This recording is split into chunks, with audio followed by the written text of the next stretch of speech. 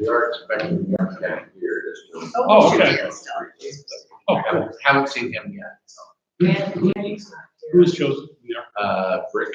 Oh, So, yeah, okay. So we can wait a minute if you like.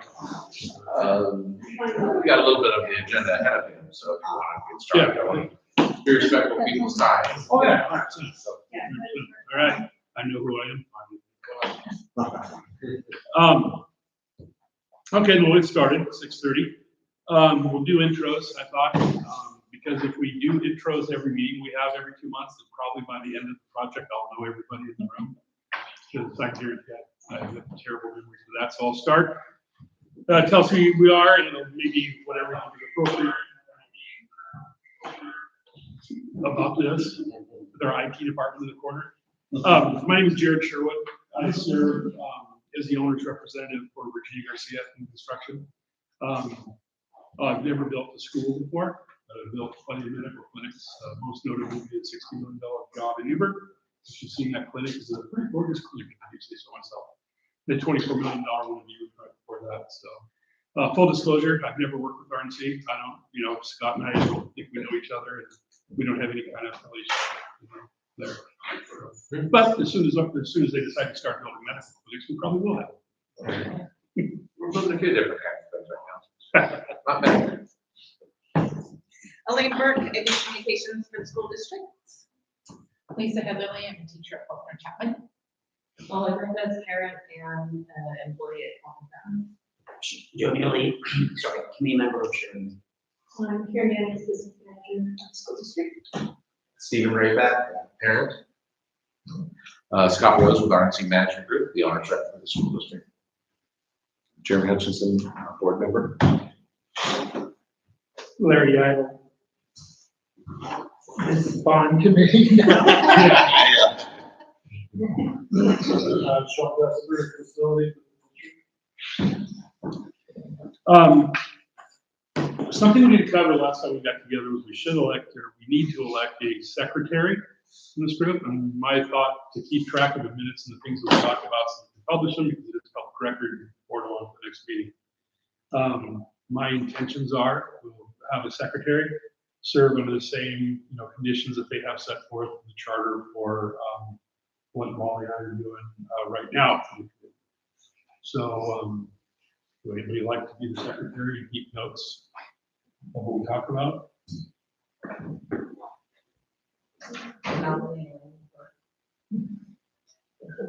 I'm hoping for a committee member. There was one. No. I just looked that way. I'm just looking back. No. Fair enough. But Well, it probably would be best if we could have a committee member who will take notes. They don't have to do the most detailed notes, just a record of what we talked about. Do you have a couple people that aren't here? To be honest. Yes, God. roll that out. That's the best way. Yeah, okay, and I'll say, yeah, Molly's So the somebody secretary. would- Angie would she's the only one of us who's not. Okay, good, thank you, because I'm not really, oh, I see.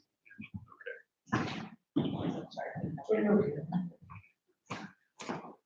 Bill? Hello, how are you? Good. I'm doing all right. I guess I really don't want to appoint somebody that's not here. I think it's only fair that people can choose if they want to do it. Not that that's ever happened to any of us before. So I guess if nobody wants to do it, in the interim. Yep, I'm on it. Okay. And one thing, I don't know if we really talked about this, or maybe y'all talked about it before. If you haven't, I highly encourage you guys to do some homework on who RNC is. I think if you do that, you'll find that they are very qualified. What you see coming from a lifetime of doing what I do.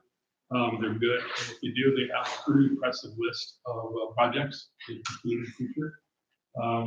Anything from interurban projects to suburban to rural projects like this. And so If you haven't done your diligence as to the folks that are running the project, I think it's probably wise.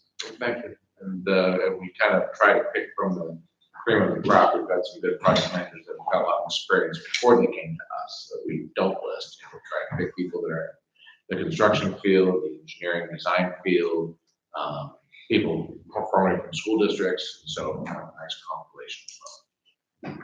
Yeah. So pretty impressive. Very good news. It's, coming from a career in this industry, I feel real comfortable with us working with those folks. Are you the architect? Yeah, Dan Hess with Brick Architecture. Sorry, a few minutes late, there was an accident on 89. We had the road closed. I wasn't in it. I'm pleased to be here. Know a few of you folks, but we're really excited to be selected to do your bond work. And we're partnered with another firm called Anderson Shirley out of Salem. And their lead person, Jess Fishel, couldn't be here tonight, but she'll attend future meetings. You want to do a quick round of intros for your own self-identification? Sure, that wouldn't hurt. Yeah, my name is Jared Sherwood. I work with Virginia Garcia, Memorial Health Center as the owner's rep on all construction review. Elaine Burke, Communications. Sorry, you're fine. Lisa Heatherly, Title I teacher at Faulkner Chapman. Molly Griffiths, teacher's aide at Faulkner Chapman. Jamili, committee member. Karen Daniels is. Stephen Ray, that parent. And then me. Jeremy Hutchinson, board member. Larry Diamond. Oversight.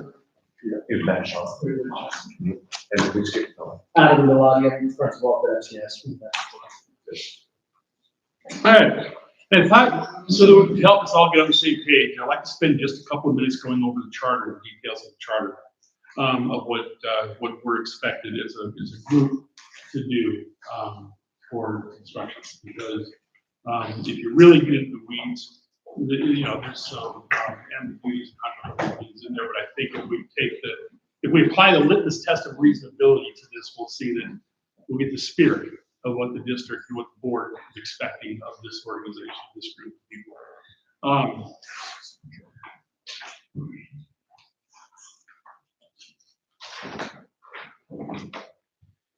And at any time we're talking, feel free to jump in because I can talk until people are tired of listening.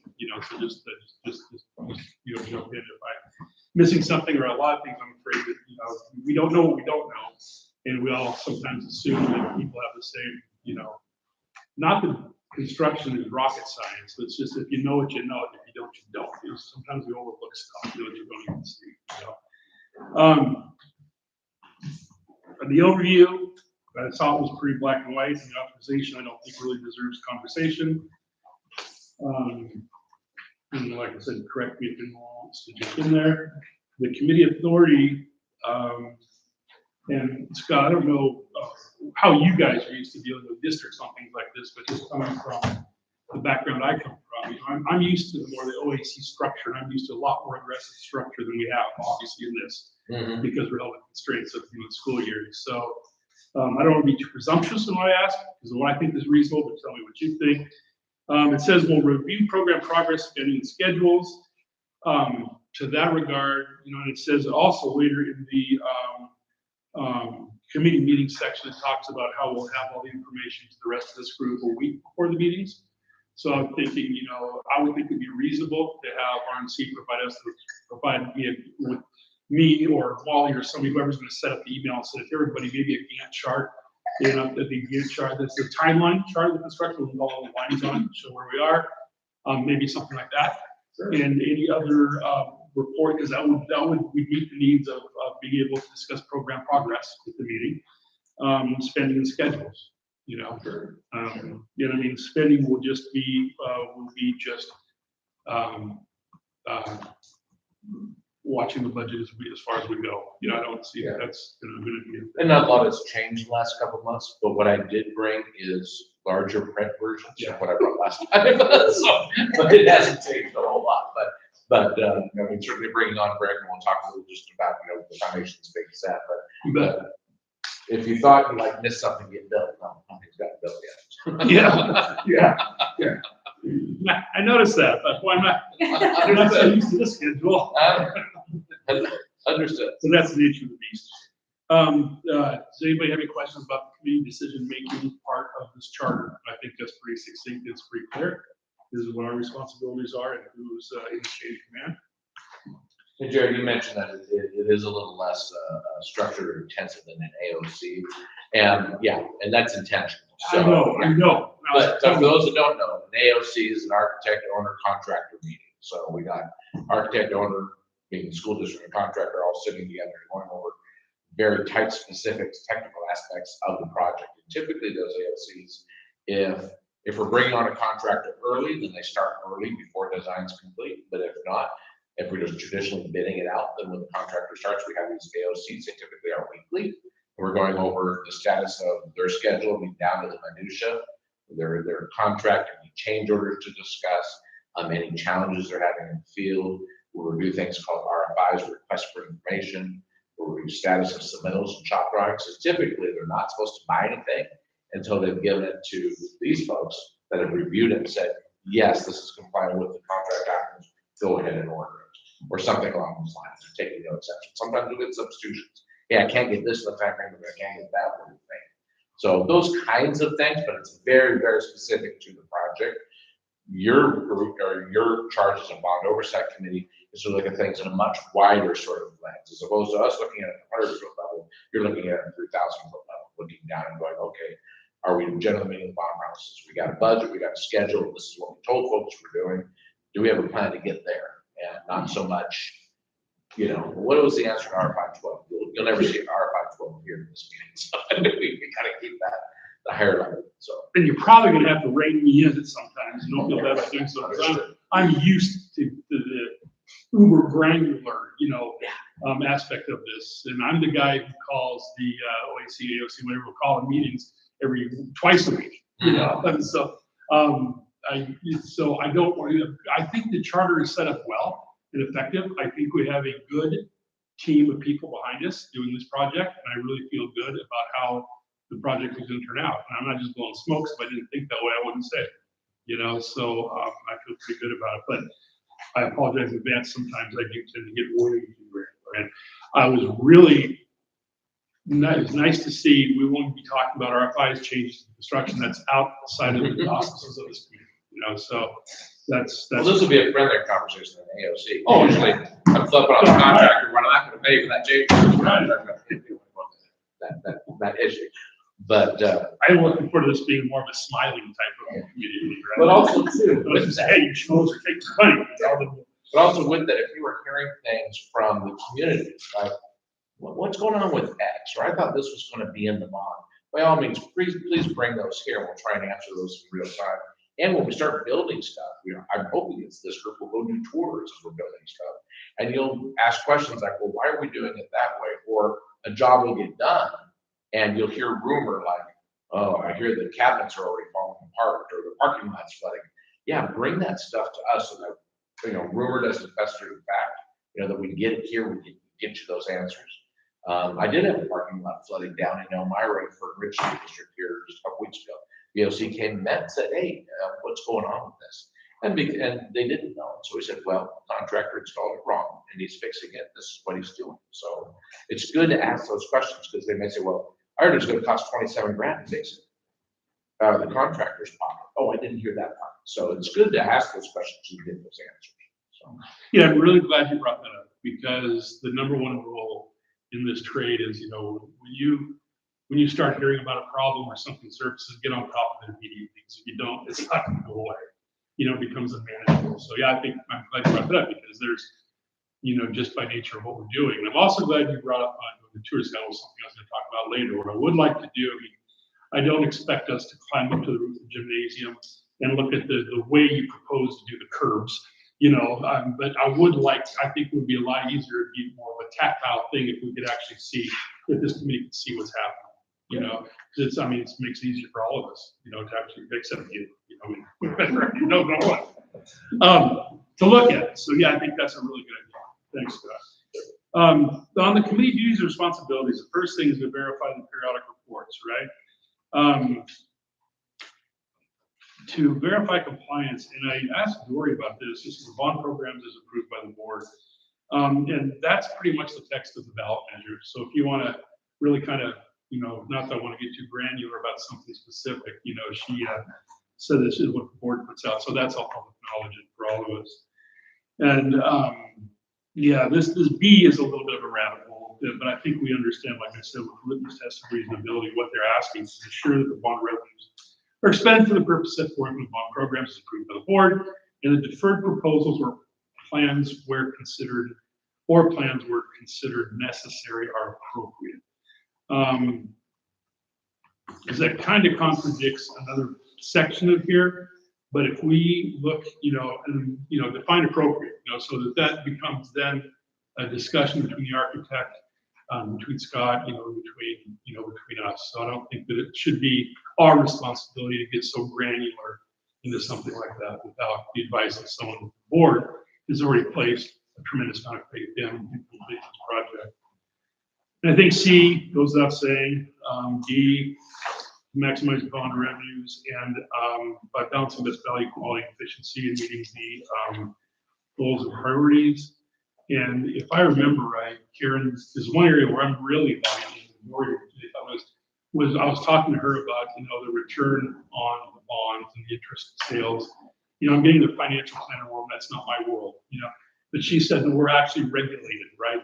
There are rules about receiving or right for that. So I'll really defer any questions we have about that toward you. That's certainly not my area.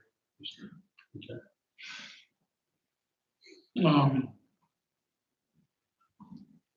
Risks and evaluate risks and related controls and find, coordinate with superintendents designated to visit district facilities. We talked about that, and I think that'll be appropriate. And I'll absolutely during construction here in a couple of years, if anybody has any questions about specific programs that we're doing, yeah, bring it up and we'll go see it. And this is interesting. I never had a chance to ask Dory about this. Maybe some help make me smart here. It says review any performance audits of the district's bonds programs. Not that I really want to do an audit, but because it's in the charter, I think we should at least be cognizant of what it is in case we're asked by somebody in the public or something. To be honest, I really don't know anything about that performance audits. Do you guys have? Yeah. How often do you guys get audits? Is it every year or every other year? We get financial audits Every year. So Okay.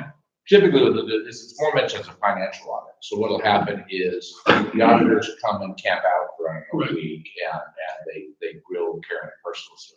And so she will ask me questions like, can you send me the bid tab for the contract that was awarded? Can you send me, what's the current contract amount or whatever? Because they'll just sort of spot check, if you will, and they'll want to make sure that they have that information.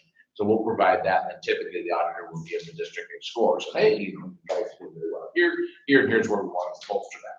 That audit is shared with the board, and so as such, that same audit can be shared with this group because it's a public document. I think that would be appropriate. So is that, did I describe that okay, ish or not? Yes.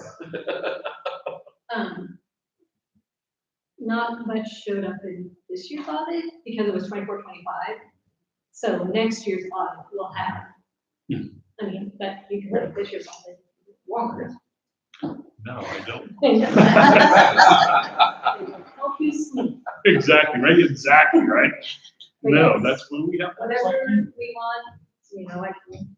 But there again, I just want to make sure that anybody in this group, because we all are here, working in accordance with this charter, have an answer for any questions that can come up, and that's why I wanted to go through all these things.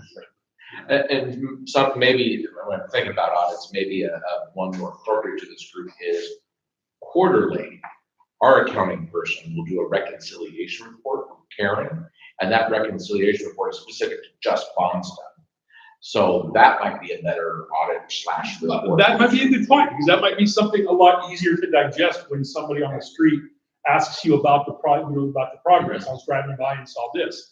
That might be something that would be a lot more. Yeah, because Karen's audit's like everything for the school. Right. Whole thing. So. Which I think would be interesting, just for this group to see, but I don't know if, you know, like I said, Joe driving down the street, or, I mean, Joe, but somebody driving down the street happens to see, hey, who put that dang Christmas tree up outside the school district office?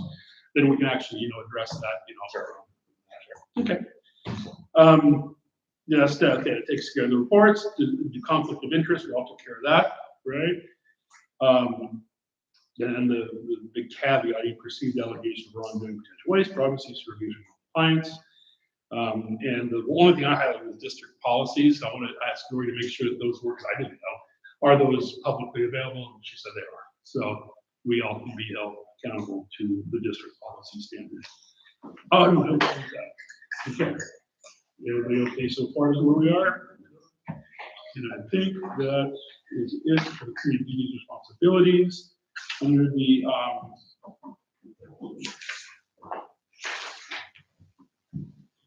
yeah, and on the committee limitations, if you look, that's, I think the next thing leads into this, the committee limitations. I'm jumping past the committee meetings, but I think that really does us a big favor. If we really look at that hard, it's what this committee is not charged with.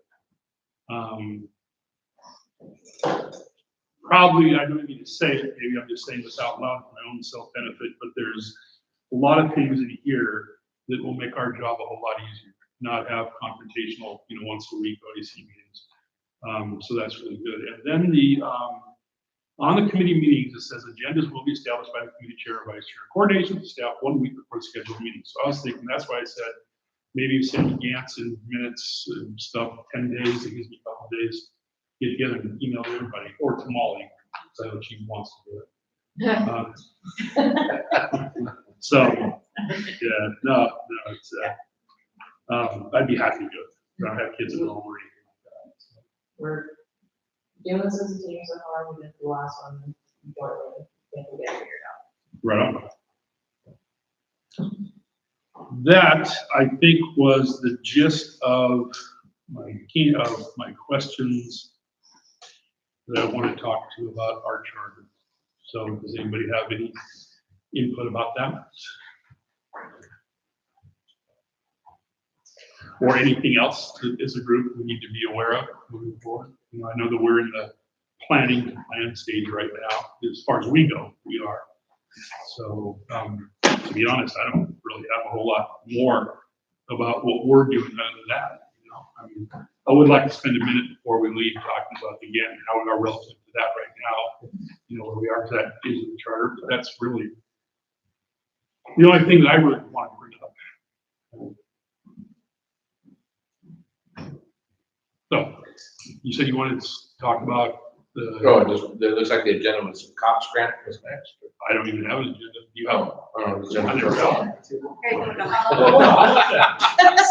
Well, I knew it well, Dustin. We started on item 1, so I figured you had the agenda. Well, it's funny because. You were doing really well. Oh, wow. Well, because, wow, okay, well, thank you. Because I just talked to Dory a few days ago and I said, yeah, you're gonna send it out, right? And she said, yeah, no problem, but I didn't know what she said when she was gone. So a half hour ago before it came down, I looked on the computer, I thought, well, there's no agenda, no big deal. We're in the pre stage of everything. I can wing it, you know? No, you did well. You started out with the terminal. I guess, wow. Okay, well, I don't even know what cops grant is, so. Karen. All right. Huh, how about that? This was an RNC update too. Go figure. All right. There it is. I don't know what we want to talk about the cost grant. We got $500,000. Yeah, and we have a very kind of broad budget that fits into our categories with what we put in the bond. So basically, we're just going to work it into what we're doing now, and so hopefully, it's basically safety and security stuff. So the cameras, I think it's about vestibule. Maybe it's just like whatever. So we're just, that's gonna save us money, you know, bond money, which is awesome. It's centered around safety and security. Yeah. Right. I know. It's the name. And Yeah. So We'll use Yeah. parking lot lighting. with this grant that you got, my thought was, we already determined about an amount of money that was gonna go into that. So are we gonna just move that down and look at something else that might be added on at that time, or what? I mean, I'm just trying to get a feel about it. Because I just read that like this paper last week, we got that. Okay, they got that, they got $500,000 for security and and that's about what that budget was when we proposed it in the first place, so. Jared, do you want me to answer that? Yeah, 'cause I, Or you want me to? No, that's fine. You want me to reply? Oh, yeah. Before we proceed, do we have anything for a copy about the cops grant or anything that we're being discussed as over? No, that's my fault because I didn't know I was going to prepare something for it, but I can, I mean, if we want to postpone this until next meeting, I could do that, or, because I do have. Gotcha.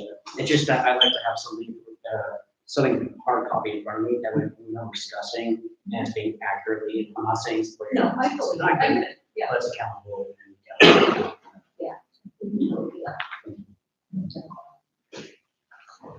Which is essentially what the award letter, right? That's all we've got right now. No, well, I mean, I've gotten like a budget and stuff, and I did actually do something up for the board that I was working on right now, Okay, so that was made public in the board. but yeah, Great. but I will bring it. I'll make sure it's on the next agenda and communicate with you on the meeting, sometime this way, right after. Cool, thanks. Maybe Molly, we can just incorporate grants in general, and have a grants line on, because we'll be doing some exploration for Energy Trust Oregon grants and seismic rehab grants. So we can kind of talk about all of those. So maybe I have kind of grant schedule. And maybe like, do we want to update like on Awesome Grant? Yeah, Bring yeah, that kind of in. cash flow for that, yeah. Yeah, that's being carried, the Awesome Grant's being carried in the current budget, but maybe more of a just kind of explanation of what that is, so you know why we got it. Not just because you're your favorite school district, but we had to go pay for it, but yeah, maybe a grants, there's kind of a standing item on grants, so we can share with you an update on any grants that we got or applying for.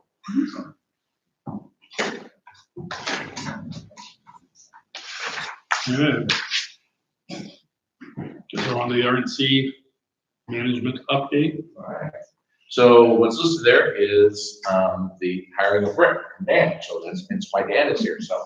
The architects and contractors won't necessarily be at all of our meetings, but we wanted, because they've been hired, wanted to introduce you folks to Dan and, Dan, I don't know if you want to talk a little bit about Rick and kind of what you guys have been doing over the last couple of weeks, if you haven't walked inside. Yeah, so just as a little background about our firm, we specialize in schools. We work throughout Oregon and the Northwest. That's probably 95% of our work is K-12 projects. Some school districts nearby that we work with, Salem Kaiser on their last pond, Newburgh, we did all that pond work. We do small projects and big projects. We've done all the bond work for Mount Angel School District. Which is a similar size bond as this. They passed a slightly bigger bond, they got less Awesome Grant night, so you guys are actually $1 million ahead of them. We've worked with your school district a lot in the past. So, we did long-range planning, and we've assisted with some bond planning. We were the architects on the Barbara Roberts project. That's still, ongoing, trying to achieve the funding goals. We're still involved with Dory with that. And in the past, I worked at a previous firm where I did a new gym at high school. That was one of my projects in the 1990s. I have great memories of, on my birthday, my wife had wanted to get me Blazer tickets. And this was the year of the school. And it fell through. And so it turned out that was also on my birthday, was the first game to be held in the gym. It was a girls' JV game. And so I told my wife, well, I know where we can go to a game. So we can the kids out here. We had a great time. It was really fun. So anyway, I have a long history. We don't have to be here. And what we've been doing so far, when you pass a bond, there's bond language, there's budgets, but then you have to start getting down to the nitty-gritty of what are the projects. And so what RNC and Britt proposed together basically was, instead of starting the design process, just going for it, let's do what we're calling the scope development phase, which is get all of our engineering consultants involved and figure out what are the details that are really going to be in these different scopes of work. So the first step of that was to have a site visit on November 21st, the Friday before Thanksgiving. We had a bunch of people here at the high school and then over at Walter Chapman, walked around, looked at all the doors, went in the tunnels, and saw them get back in late. And the next step now is we're developing a report, drawing and written material that will be complete on the 12th, so this Friday, and then we'll submit that to our cost estimator, who's then going to do a kind of a high-level budget analysis. It's not really a cost estimate because there's not a ton of detail, but still, it'll be the first kind of blush look at, okay, here's what all the engineers think the work is and the architect thinks the work is, and here's what the budgets are kind of lining up. And we'll see, are we all aligned? Are we under budget? Are we under budget? You know, where are the issues? So that's a good Well, way. figure out this, yeah, it might be under budget. But that's a good first step. Actually, frankly, a lot of school districts want to. They just kind of jump into the project and start designing and start investigating. And then, you know, you have these hiccups along the way, and we're trying to avoid that. Let's just figure it out right at the beginning. Are we on budget? What are the scopes? And so as we move forward, we're more in alignment with what the community expects and try to avoid those budget disappointments that inevitably happen on projects. I'm sure you've talked about that. Well, and that early planning is identifying sort of project intentions, if you will. And so the investigation that we're doing, the analysis we're doing is, yeah, a little bit more refined, just to say, okay, when we talk about security upgrades or intercom upgrades or remodel the music room, enough information to go, okay, do I need to scale this up slightly or down slightly just to make sure that we're aligning the budget? Because to Dan's point, we don't want to get halfway through designing up, oh man, we had a budget bust. Okay, all these people that were counting on us doing something, now we're going to scale it back.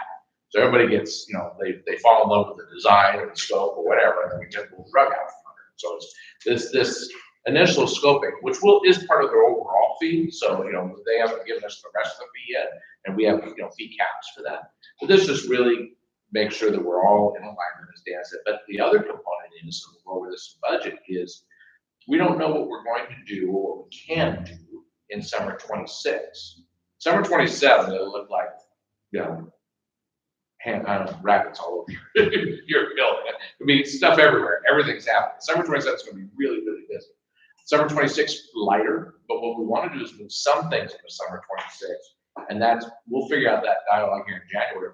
What can we move in summer 26? What doesn't have terribly long lead items? What doesn't have an onerous permitting process?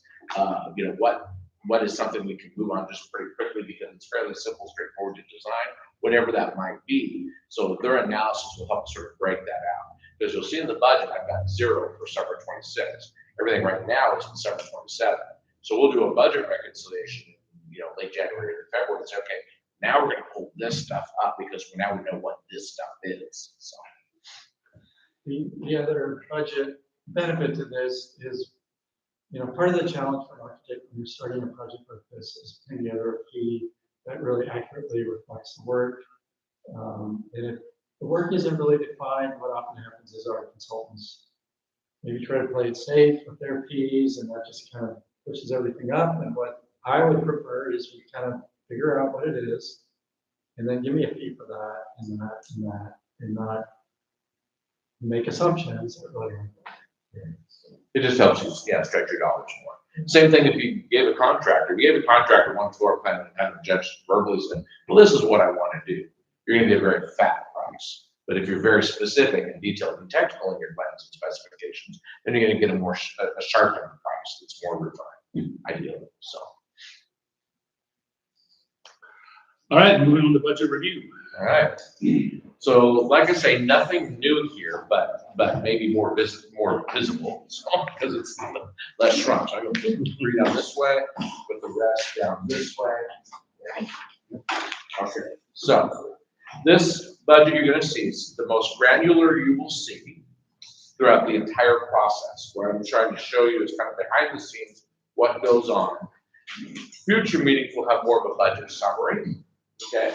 But I want to show you kind of what goes into the budget behind it so you're not wondering. So the first page is just really a snapshot summary that we typically share with the board. In fact, the board received this last board meeting or last January. So, which is just a snapshot of the work packages as we've broken them down. And you can see again, 2026 projects got 0 budget, right? We have aligned scopes there. You go down past the work packages down to the bottom, you'll see inflation and unknown program contingency, because you need to have a program contingency. Things are going to be discovered, like with Dan said, one of those maps, you realize, oh, that's going to collapse. Okay, this is going to be harder to actually do something. So we may have to pull from program contingency if we have sort of a large unexpected. We cannot pull from program contingency without board approval, just so you all know. In fact, none of these dollars move between any of these budgets without board approval. That's important for you to understand. We've got to present to the board, explain why, and then they make that decision whether or not to do it. You also have district program costs, shared school district program costs. That is for things like legal counsel, as an example. It doesn't fit nicely into one project, but there's sort of legal counsel for the farm, if you will. There may be an inordinate amount of time that we're taking up, Karen's or Sean's. It is legitimate within a bond to pay for a portion, a percentage of their salaries with the bond if they're working on the bond in order amount of time above the normal scope. That's what district costs are. There's other things like printing and advertisements and other things that get short costs in there too. So rather than burdening any one project or trying to figure out how to split up $50 between 3 projects, you kind of put it in the district cost. So it's still part of the bond, but that's a separate budget that's set up. And then you will see there down at the bottom, 12,153,659. Okay, that is what our total sort of funding we get to draw from is. And that does not include interest on the bond. Interest is held separately. I won't ever show this. If you guys get curious in the year and want to know what the interest is, Karen's keeping track of that. We don't include interest because you can't count on it. It's very volatile and so forth. I mean, like Centennial School District I'm working with right now, they had almost $0 interest the whole first year of their bond. And then sort of, interest took off. It was great. The problem was they'd already spent half the money. So there was interest on the second half of the money. So it wasn't as good. But right now, I know districts have been enjoying pretty good interest. And it does fluctuate. It's a variety of things that influence it. And then what you can see down below there, look at the very box, it faces original program budgets, $6 million bond proceeds, $6 million awesome grant. So congratulations, you got a true matching grant. And then bond premiums. The bonds actually sold for more than they were worth, if you will, for $153,659. So that comes into that overall amount. Because quite honestly, school bonds are pretty safe investments, and investors like that. If they can buy an extra percentage point and pay you a little bit more, they like doing that too. Okay, so the other, let's say 4 sheets here. Again, this gets into a lot of granular detail that is going to go well beyond probably what you're interested in. And I'm not going to read each line item, but just kind of show you how that's broken up. The first one on the back side of that front page is all zeros, as I mentioned. That's the 2026 project you see at the top. Let's move over to Sheridan High School, second page. And then that actually has that more populated. What we'll have is we'll always have an original budget. You can see that in the first column. Original budget never changes. It will never change throughout the entire time we meet together, okay? It's the original budget. Current budget may in fact change. So as I mentioned, we move program contingency over for some. That current budget will get bigger. The original will always stay static. So current budget is what we're assuming. And right now, of course, they're the same. Committed to date, that's contracts that are written, okay? So it might be purchase orders, it might be a contract, it might be just an invoice for permits or something like that. Permits are, the various things. And then paid to date is just how much we paid against that commitment, okay? Uncommitted budget, I'd never like to place one in this column. But look, one past uncommitted budget, remaining to be paid. So remaining to be paid is just commitments minus pay to dates. Always thought that column should be moved over, but I lost that argument. Because I just confused with that. So uncommitted budget is the amount that's there that we haven't yet committed. And it is just current budget minus commitments. But I also like to refer to that as our projected costs. Because sometimes people will look down at the bottom and go, wow, look at all that uncommitted, let's go add more projects. Well, no, not yet. We haven't did anything, we haven't built anything. So I like to say it's projected costs, and just kind of add through, the rest in there. There will come a time in this project where maybe we've expended everything, we've got some money left over. And the gentleman brought up regarding the cops grant, I don't know, we'll talk about more later, but can we do extra projects? Well, I hope you can. I work with 70 school districts, and I've had extra projects on every single one. Now, sometimes they're just a little bit, sometimes they're bigger. But there will come a time where this group, I'm sure, will want to discuss with district admin, and there'll be some report to the board to say, hey, it looks like we're getting towards the end of this bond, we're gonna have this much money left over. These are projects that maybe have been requested by staff, by admin, by DOC, maybe the board knows of some, whatever. There'll be this whole list. And ideally, there'll be some sort of prioritization process. I don't know the districts created that process. They tend to not spend a lot of time on something that we don't know if we'll have any money left over. But if we have money left over, there'll be some sort of process where there'll be lots of input on not only what the projects are, but a suggested prioritization. And then the board will have to take action on, okay, we've met our bond promises, we have this much money left over. Yes, let's do these 3 projects or 1 project or whatever. And we'll always give you a very conservative amount that's left over, like lower than maybe left over, because we don't want to have some last minute change from somebody that is legitimate, we didn't know about it, and then we have to pull the rug out from you. So there'll be a conversation about that, but we always recommend don't have that conversation about extra projects till the bond promises are almost done. You want to get them really close to done, or at least all the high risk stuff known, that kind of thing. Which I know people want to say, well, yeah, but I want to do it summer 27. I recommend you not, because we're still doing projects. So that will come up later. But what we'll do is we'll take the uncommitted budget when the project's all done, and we will make a recommendation to the board to say, let's move that to program contingency. That's $600,000 number. Let's move it to program contingency, and then you know that 600 has gotten bigger. And then say, now we want to assign it to other projects. And the audit was mentioned. Auditors really love when we take this money, we move it to the program contingency, and then we move it to a project budget. When we just move it right to the project budget, they feel like we've gotten all squirrely with the numbers, and they get upset. So auditors like us to make that a 2-step. Move it to program contingency and then to a project. So that's what we'll do. You'll see that we have 9 buckets on each of these budgets. The design fees, 1.0, you have the professional services, building construction, site construction, hazardous materials abatement, furniture, fixtures, and equipment, so it's chairs and desks, computers, and such.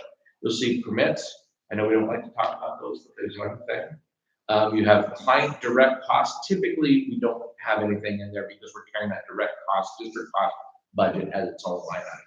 And then you'll have owner contingency. So you'll see, wow, they're really hedging their bets because they've got 3 contingencies. You'll see under, if you look on that, 3.2 has a construction contingency. You look at 9.0, there's an owner contingency. And if you'll recall, on the front page, we had program contingency. Well, Scott, isn't that just, playing fast and loose with the rules? No, that's very intentional. The construction contingency gets us to an award, I'll say. So we bid out this job, and it comes in a little bit over the budget, or over the, for instance, on the high school, the $4 million budget, say it comes in 4.1, 4.2. Okay, we have construction contingency to get us to that award point. We don't have to move monies around. We've got the monies to get us awarding the job. The owner contingency, ideally, we're not touching that until you're in construction, and then you find unforeseen things, other things that happen, and you want to, we want to have a contingency here to cover those unforeseens. Ideally, for every project, we don't ever get above that 5795. We don't borrow anything from program contingency or use anything from program contingency. Program contingency, that big bucket, that bigger bucket, I should say big bucket. You don't have a big bucket, so you have a bigger bucket. Is for like, the county comes out of left field and goes, you know what? We want you to put in a stoplight because of this work. Well, that was not part of any school. You know, so when it's a big thing, you know, or it's a whole lot of soft soils, or it's a buried tank that nobody knew about, or whatever. These are sort of the little unforeseens we take care of, the project contingency takes care of that. The program is kind of to move stuff in for those really big unknowns, and I'm hoping we don't have big unknowns. And if we find about big unknowns while we're still in design, we can adjust the design approach so that we're not incurring those in construction. You know, because construction time change is always very costly because they're on a schedule and they're just giving you a price based on who they've got on board. They're not going out and bidding that. So it tends to be a little bit pricier. So the more that we can reduce construction period changes and take care of those discoveries early on, the better it is for your budget. And then you can see, yeah, like professional services, look at all those numbers. We got broken down into 25 different things, you know, from, you know, movers to FF&E management to security services and arborists and all sorts of things. You go, well, why do we need an arborist? Well, if we're impacting trees within your parking lot, yeah, we might need to check the tree health, you know. Oregon loves its trees, and so that's what we check on. Anyway, all of these are broken out the same way, different numbers, obviously, because they have different budgets. But this is just to show you that there's a lot of detail that goes into creating the budget. We don't just kind of put a number at the top and call it a day, because what we don't want to do is overspend on, I'm not going to worry. Say we overspend on architect's fees. Well, that's got to come out of something. So where does that come out? So we need to make sure that we don't overspend early on. And I only bring up architect's fees because they're one of the first contracts. That means they don't have enough money to get to finish. So that's why we break it out into these parts. As one last item is, as I mentioned, the school board approves any transfers between these numbers. Dory approves any transfer between these numbers. Because this is very much a sort of a malleable thing. We will say, hey, Dory, I need to move some from here over to there, and then she approves that because we're still staying in the overall project budget. So this is more of a working copy that we use all the time. And we might even harvest some savings. Hey, we didn't need to move it, we did it in-house, whatever, and put that cost down to help compensate for something that else was overage, whatever it might be. A lot of explanation on budget. Does that feel enough? I'm hoping enough. I can go more granular. Questions from anybody? Yes, sir. So obviously, as you mentioned, that the contingencies are designed for safety, like a safety net, if you need something done. So because I know there's a lot of people that I've seen drive extremely fast down Southbridge Street, is can money be potentially used for like light guard? A light guard. Yeah, like for crossing for students. So that way, when they want to cross, they'll flash to show drivers that there's someone in the crosswalk. Could that be maybe potentially added with safety? Yeah, I mean, I think that would need to go before, I'd have to go over that with the district, because I don't know, one, I don't know if it ever got discussed in pre-bond, and that may or may not have. You could argue that if you are doing the new parking lot, that we, well, not yet, when we do the new parking lot, and the parking lot upgrades, does it make sense to sort of tie in a crosswalk at that time? And maybe, because you'll see sometimes that we'll stretch the scope a little bit because we see a target of opportunity. If, for instance, Bond said, well, we're going to abate the floors in 9 classrooms. We have this 10 classroom set there. So it's like, oh, they're going to be cheaper than to do it right now because I've already got a guy mowed. That's a good target opportunity to increase that. In this case, it's a little bit different scope, but not to say that it couldn't be. But I think I want to, when Dory gets back, chat with her about that. She might want to chat with the board about that and make that something that we look at when we're doing the parking, do that piece as well. Could be also something where you can get other grants, Mhm. say across the schools and help for it. Exactly. Maybe partner with the city, they might be interested in doing something like that. Yeah, it'd be great if the city pick up half that cost. I'm glad you brought that up. The city was hoping that the school district. Yeah. Because I have attended every single meeting you can imagine as Sure. a council member. I can't speak on that 100%, but that was something that was brought up in the past, was having like a light guard as a possibility, but it seems like it needs to be more cooperation like between the school district and the city council. Say, sure. Safe routes to schools oftentimes is co-authored by a city and a school district. And so, and then. We did that like a year and a half ago. Oh, Yeah. okay. And there was some recommendations out of that. There was something along those lines. Okay, okay. Well, then, I mean, and then the study's already there, so, yeah, I think there's merit to that for sure. I would never push back on it from a principal perspective, but only from a, does it make sense to sort of incorporate it into this parking, and do we have the budget for it? So, but yeah. But I think that probably would go through the evaluation process. We have to go through Dory taking a look at it, having that conversation, and probably present something to the board to say, we would like to incorporate this because it is technically off campus or it's off site. And as such, then we're committing funds for the school district to an off site component, but it does benefit the users of your campus. So, it's a logical thing, but it probably has to go through that review process. But yeah, I like it. All right, anything else? All right. I think I've beat the budget horse to death, so. I think we're going into more detail than I would have thought. There you go. So I think Like I say, the future ones will just be summaries. I mean, I wouldn't go get too much at this time. And then, do you want to talk about the investment follow-up, or did you already cover? I'm not sure what that meant. Yeah,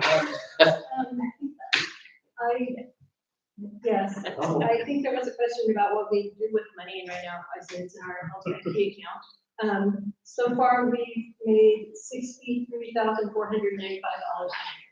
So that's there.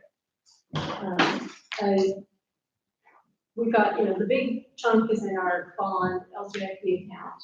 And then I move like littler amounts over to our bank, the RUS bank account, so that when I get an invoice to pay this, we pay it out of the US bank account. It's just the way we do business. So, Are you still waiting on cash flow projection from that? yes. Okay. Glad we had that. and I think we did a timeline review, didn't we? We were talking about the Gantt earlier. We did, but again, people, I think, last time it was too small, so here's copies down there. Well, and moving forward, I wouldn't mind your email. Absolutely, I can definitely do it. So this is like the budget, listed as draft. Don't feel you need to review it tonight. Okay, this is just our first pass on all the critical dates that we think are important for all projects. So it's certainly not like the contractor's milestone schedule, but in many ways it is. It's for the bond rather than the contract. Anyway, feel free to look at this. If you've got questions, please send them to Jared, and Jared can get them to us. But yeah, this is, again, it's kind of like with the budget. I want you to know that there's a lot of detail that goes into it. So like Elaine shared with you tonight, that was out there, kind of those very, very straightforward sort of bar schedules. Those bar schedules are informed by this. So there's something behind the scenes. I always want you to look at Elaine's schedule. I don't want you to look at this because it gets into the weeds and stuff. But this is more just kind of a snapshot so you see, okay, there's a lot of thought that goes into a lot of this stuff that creates those 3 or 4 bars that Elaine shows you. So it's like, well, what dates are we really looking at? This will change. As I said, it's draft. This will change as we bring more partners on board. We take a look at things. Yeah, we say, hey, I need a couple extra weeks for this, or you know what, we can do it faster than that. And then so we might change the bid period. And so we'll change the bid period up. Or maybe now the bid period kind of straddles holiday. Okay, let's give the guys 4 weeks instead of 3 weeks to bid this so that we make sure we can get bids, good competition. As of, to note, right now, and unfortunately, we don't know what will be in a year, but right now, competition is really good. We just released a little elementary school renovation project. It's just a $3 million job. We got 300 subcontractors requesting packages from the contractor.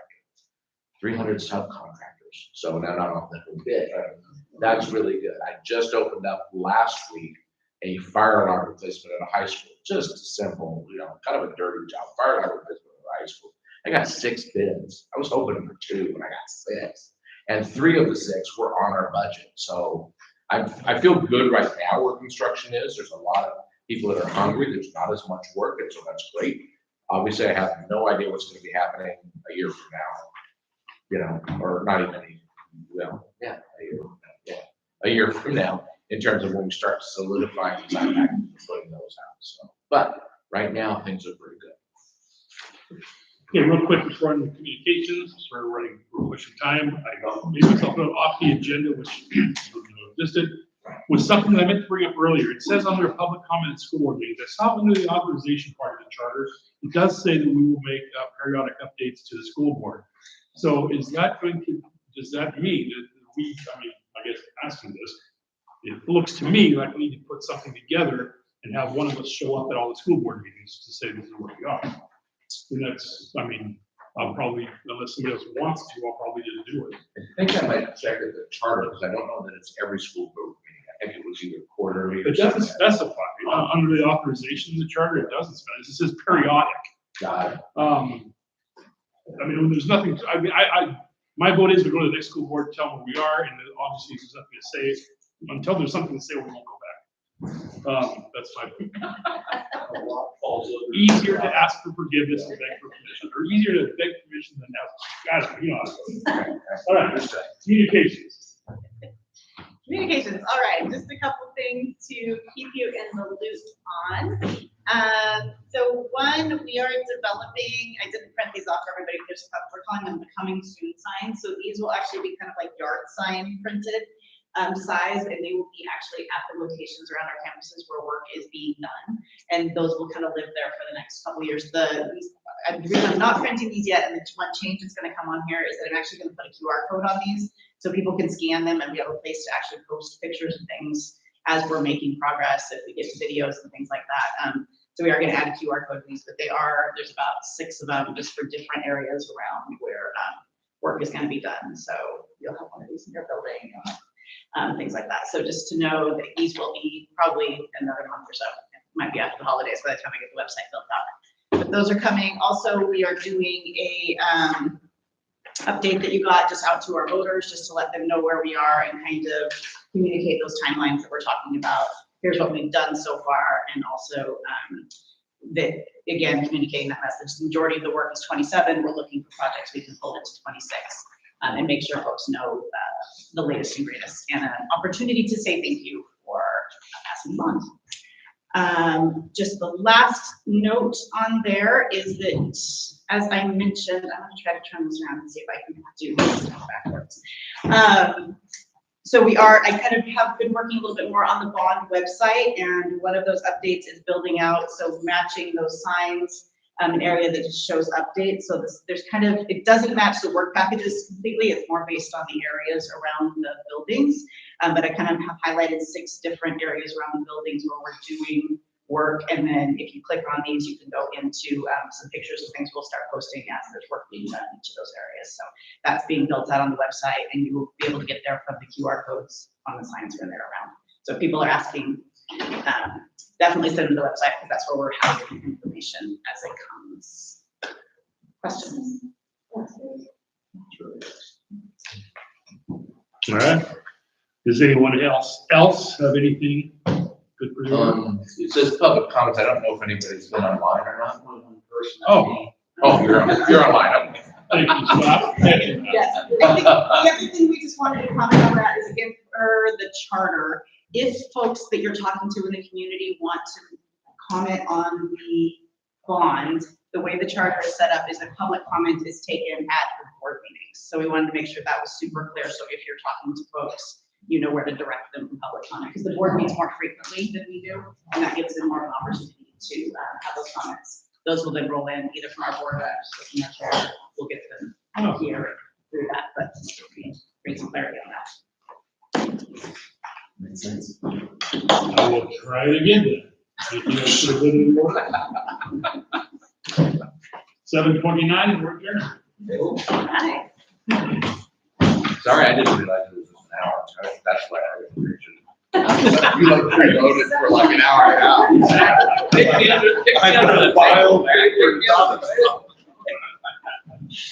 There was one more person. Oh. It's your two. That was probably my wife. That was probably my wife. Yeah. Like, hey, what is he doing? That's nice.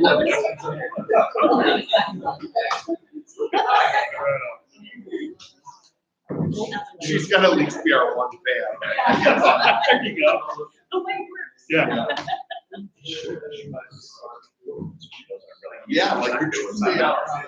Awesome trouble. She'll watch for like 2 minutes ago. Yeah, we can do that, and then I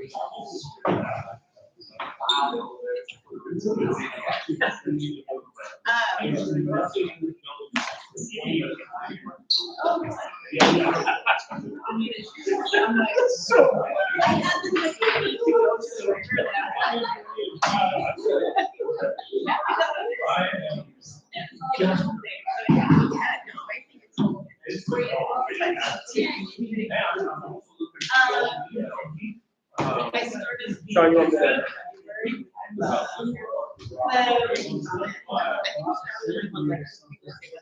I have a question, and I think it's.